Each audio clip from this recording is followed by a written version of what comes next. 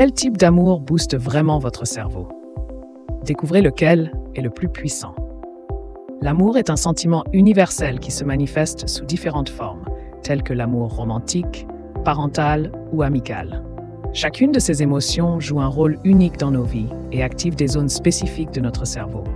Mais saviez-vous que certains types d'amour peuvent influencer notre esprit plus intensément que d'autres? Dans cette vidéo, nous allons explorer comment ces diverses formes d'amour impactent notre cerveau et déterminer quel amour est réellement le plus puissant. L'amour parental, la puissance d'un lien inconditionnel. Une étude fascinante menée par des chercheurs de l'université Aalto en Finlande a examiné l'activité cérébrale de 55 adultes afin de comprendre comment différents types d'amour, comme l'amour romantique, parental, amical ou même pour les animaux de compagnie, influencent notre cerveau.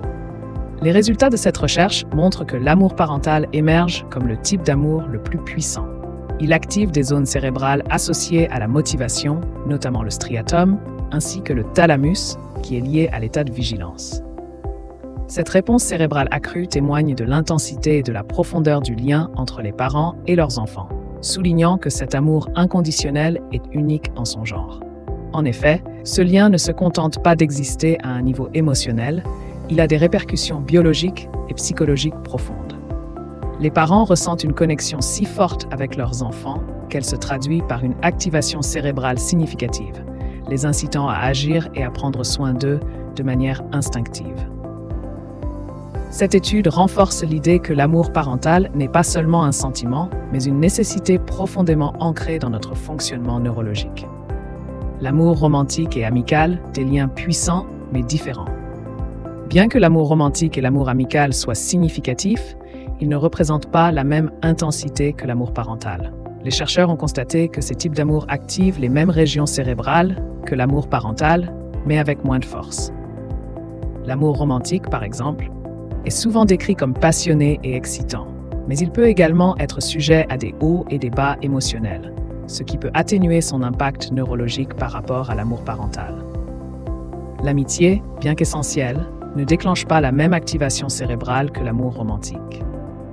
Cependant, les liens amicaux apportent un soutien social précieux et jouent un rôle crucial dans notre bien-être émotionnel.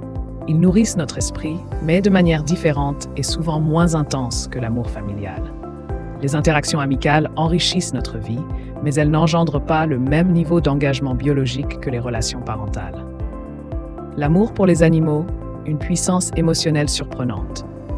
Étonnement, les chercheurs ont également noté que l'amour pour les animaux de compagnie peut rivaliser avec l'amour humain en termes d'activation cérébrale. Les propriétaires d'animaux ressentent des émotions similaires à celles qu'ils éprouvent envers leurs proches. Cette relation unique stimule des zones cérébrales associées à l'attachement, ce qui révèle que nos compagnons à quatre pattes peuvent apporter une satisfaction émotionnelle comparable à celle que nous ressentons avec d'autres humains.